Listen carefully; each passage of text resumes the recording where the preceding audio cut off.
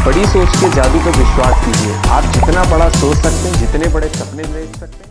नमस्कार दोस्तों, जय हिंद, जय भारत। मैं मधुसूदन पाठक आप सभी के लिए एक ऐसे मुद्दे पर ये वीडियो लेकर आया हूँ जिस मुद्दे पर बात करने की हम सभी को बहुत ज़्यादा ज़रूरत है। क्या है वो मुद्दा? वो मुद्दा है बेरोजगारी। जी हाँ, अनएम्प्लॉयमेंट। मेरे ख्याल से आप में से ऐसा कोई प्रबुद्ध वर्ग होगा नहीं जिसने इस बेरोजगारी या अनएम्प्लॉयमेंट की समस्या के बारे में ना सुना हो। अब सोचिए कि ये समस्या क्या वाकई में है? क्या वाकई में है या राजनीतिक दलों का, विपक्षी पार्टियों का, कुछ ऐसे लोगों का जो हर चीज से असंतुष्ट हैं, उन लोगों का चलाया हुआ एक एजेंडा है? ये बात इस वीडियो के खत्म होने तक आप सबको समझ में आ जाएगी। लगभग 70-80% तो समझ आ ही जाएगी कि क्या ये वाकई में एक मुद्दा है या इसको मुद्दा बनाया जा रहा है। क्या वाकई में बेरोजगारी एग्जिस्ट करती है? चलिए शुरू से शुरू करते हैं। मुझे एक बात बताइए कि आपके शहर में या आपके आसपास पिछले 15 साल, 20 साल और 30 साल में कितनी नई शॉप, कितने नए शॉपिंग मॉल और कितनी नई दुकानें खुली हैं? कितना नया व्यवसाय बढ़ा है या कम हुआ है? ईमानदारी से बताइएगा, कमेंट करके बताइएगा कि आपके आसपास में दुकानें बढ़ी हैं या कम हुई हैं, चाहे वो आपसे संबंधित चीज़ों की हो या किन्हीं नए चीज़ों की हो। देखिए, मैं ऐसा मानता हूं कि पिछले 15 सालों, 20 सालों और 30 सालों में हमारा मार्केट, हमारा लोकल मार्केट, जो हमारे शहर का लोकल मार्केट है, वो लगभग 5 गुना बढ़ चुका है। वहां पे दुकानें लगभग 4-5 गुना बढ़ चुकी हैं। पहले कपड़े की शायद एक दुकान हुआ करती थी, अब 10 हुआ करती हैं। पहले मोबाइल फोन्स की एक दुकान हुआ करती थी, अब शायद 20 हो चुकी हैं। पहले शॉपिंग मॉल होना सिर्फ बड़े बड़े शहरों में पाए जाते थे, जो वो मेरा ख्याल है कि आजकल हर टियर 3 सिटी एक शॉपिंग मॉल तो होता ही होता है। सिनेमा हॉल, पहले सिनेमा हॉल का आकार बहुत छोटा था। पहले कैसे सिनेमा हॉल थे? अपने पापा से पूछिए, अपने दादा दादी, नाना नानी, इनसे पूछिए कि पहले के सिनेमा हॉल और अब के सिनेमा हॉल में क्या अंतर है। एक शॉपिंग मॉल खुलता है, उसके बाहर एक बलून वाला अपना बलून बेचना शुरू कर देता है, एक चाय की कोई गुमठी लगा लेता है, कोई फल बेचना शुरू कर देता है, कोई हेडफोन्स बेचना शुरू कर देता है, कोई कपड़े बेचना शुरू कर देता है। छोटे छोटे व्यवसाय करके लोग लाखों करोड़ों रुपए कमा लेते हैं। लेकिन एक जो वो बेरोजगार वर्ग है ना, एक बेरोजगार वर्ग, उसका काम देखिए क्या होता है। आपके शहर में किसी ने 12x10 की जगह में एक शानदार चाय की दुकान खोली, जिसका नाम रखा कुछ बहुत अच्छा सा, जो आजकल चाय की बड़ी बड़ी फ्रेंचाइजीज चल रही हैं। और प्रफुल्ल बिल्लोरे जी हैं, इन्होंने एक बहुत बड़ी इस चाय के व्यवसाय को इतने बड़े मुकाम पे पहुंचाया, 100-100 करोड़ की कंपनी बना दी सिर्फ चाय बेचकर। जी हाँ, तो ये जो वो बेरोजगार वर्ग है ना, एक ये बेरोजगार क्यों है, ये या तो आप उनसे पूछिए, ठीक है, हालांकि वो तो आपको कुछ ऐसे जवाब देंगे कि जिनसे आप कभी संतुष्ट नहीं होंगे, या फिर आप खुद आकलन करने की कोशिश कीजिए, क्या वाकई में ये बेरोजगार है या बेरोजगार बनने का सिर्फ ये ढोंग कर रहे हैं? क्या आपको लगता है कि वाकई में काम नहीं है?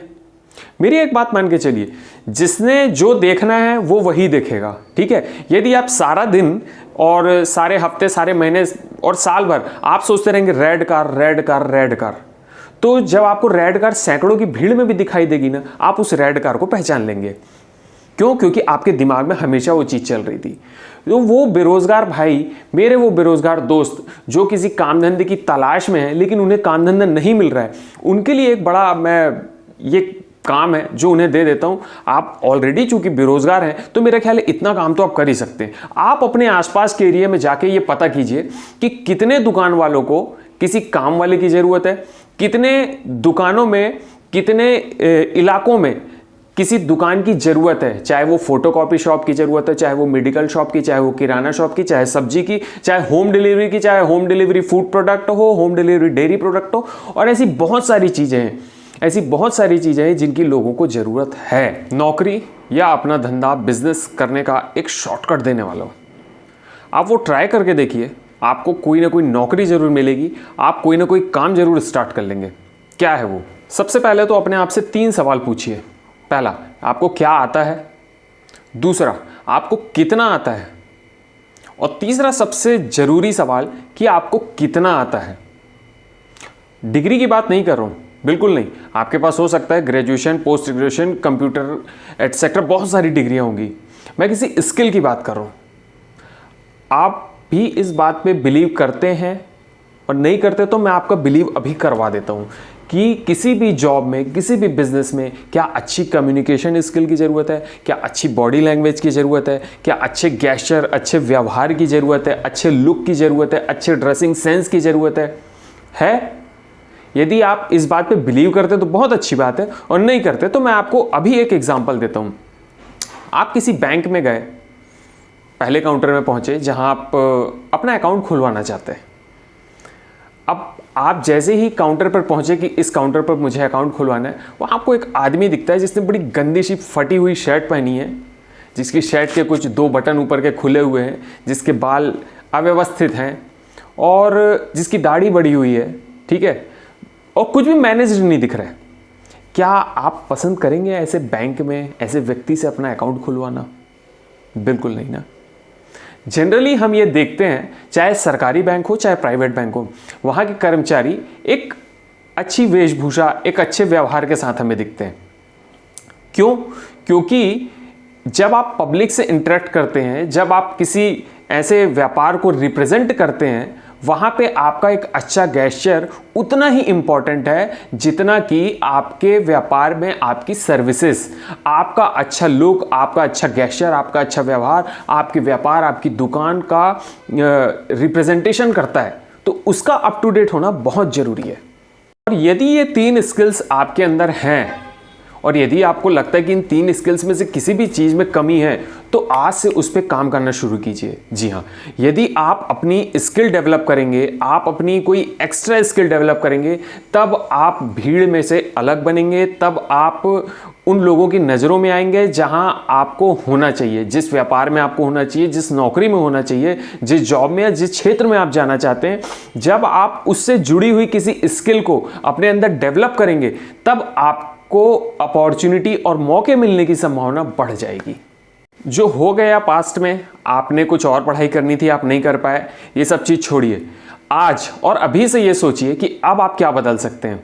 देखिए, ये तो हम सभी मानते हैं कि बीता हुआ कल हमारे हाथ में नहीं है, लेकिन आने वाला कल हमारे हाथ में है। तो क्यों ना उस आने वाले कल को बेहतर बनाने के लिए हम कुछ बेहतर प्रयास करें।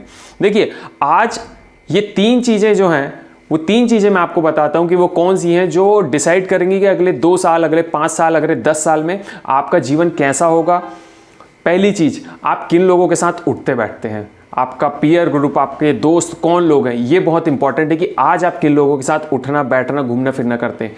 दूसरी इंपॉर्टेंट चीज़, आप किस तरह की किताबें पढ़ते हैं। आज आप जिस तरह की किताबें पढ़ेंगे, इंस्पिरेशनल या जैसी भी, आने वाले 2-3 साल, 5 साल, 10 साल में उनका इम्पैक्ट आपको अपने जीवन में दिखेगा। तीसरी इंपॉर्टेंट चीज़ जो आज के समय में बहुत इंपॉर्टेंट है कि हमारा स्क्रीन टाइम क्या है। स्क्रीन टाइम मतलब आप मोबाइल में कितना समय बिताते हैं, टीवी देखने में कितना समय बिताते हैं और क्या देखते हैं।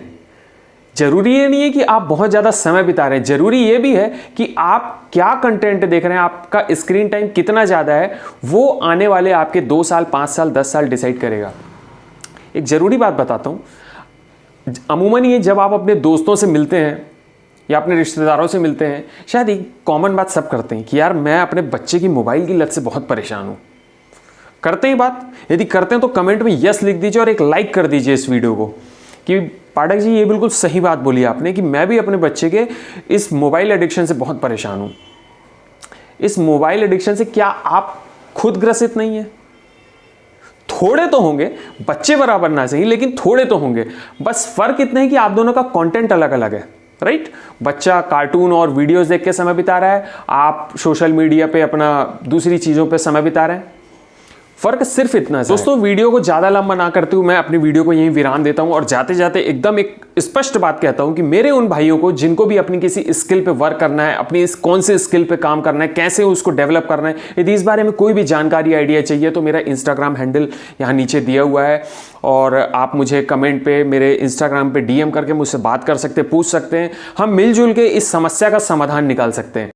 मुझे ये समस्या तो बहुत बड़ी दिखती है, लेकिन उस समस्या से ज़्यादा मुझे ऐसा लगता है कि इस देश की जनता और लोगों का प्यार, लोगों का सपोर्ट यदि खड़ा हो जाए तो ये समस्या बहुत छोटी हो जाएगी। देखिए, बेरोजगारी सिर्फ उसके लिए समस्या नहीं है जिसके पास रोजगार नहीं है। बेरोजगारी हर उस व्यक्ति के लिए समस्या है जो इस समाज का हिस्सा है। यदि समाज में बेरोजगार बढ़ेंगे तो समाज में हिंसा और ऐसे कृत्य बढ़ेंगे जो नहीं होने चाहिए। तो ये आपका, मेरा, हम सभी का फर्ज है कि हम इस समस्या के लिए कुछ ना कुछ काम करें। हम हर चीज़ के लिए शासन, विधायक, नेता, मंत्री इन सब की बात नहीं कर सकते। कुछ समस्याएं हैं जिस पे हमें भी उनका साथ देना पड़ेगा, तो हो सकता है कि ये समस्या जल्दी सुलझ जाए। ठीक है, तो नमस्कार दोस्तों, ये वीडियो पे बने रहने के लिए आखिरी तक बहुत बहुत धन्यवाद। आशा करता हूं कि आप सबका प्यार और स्नेह बना रहेगा। इस वीडियो को लाइक कीजिए, कमेंट कीजिए, अपने दोस्तों और मित्रों के साथ शेयर कीजिए। यदि आपको लगता है कि मुझे अपने वीडियो में कुछ और कंटेंट डालना चाहिए तो आपका बहुत बहुत स्वागत है। मैं पूरी कोशिश करूंगा कि अगला वीडियो इससे भी और बेहतर बनाऊं। हालांकि मैंने एक सब्जेक्ट सोच रखा है, जाते जाते वो मैं अपने भाइयों को बता देता हूं कि अगला वीडियो मैं शायद कुछ ऐसे सब्जेक्ट पे बनाने वाला हूं कि एक नया व्यापार, एक नया धंधा या नई नौकरी पे आप अपने आप को कैसे सेटल करें। ठीक है, चलिए इसके बारे में हम डिटेल में अगले वीडियो में बात करेंगे। तब तक के लिए जय हिंद, नमस्कार।